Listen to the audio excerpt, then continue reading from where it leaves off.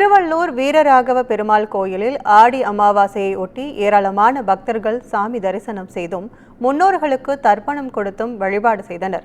இதுகுறித்த கூடுதல் தகவல்களை செய்தியாளர் சுதாகர் வழங்க கேட்கலாம். சுதாகர், அங்கு என்ன மாதிரியான முன்னேற்பாடுகள்லாம் செய்யப்பட்டிருக்கு?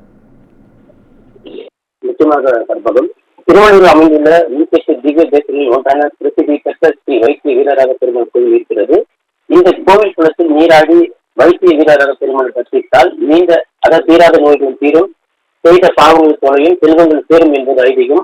அதே போல அமாவாசை தினத்தில் இறந்தவர்களுக்கு பிடித்த காரியங்கள் செய்து திதி கொடுத்து நீராடுவதால் முன்னோர்கள் ஆத்மா சாந்தி அடையும் என்பதும் ஐதீகமாக இருப்பதால் ஒவ்வொரு அமாவாசை தினத்தன்றும் ஆயிரக்கணக்கான பக்தர்கள் குவிந்து தங்களுடைய வேண்டுதலை நிறைவேற்றுவதும் வழக்கமாக கொண்டிருக்கிறார்கள்.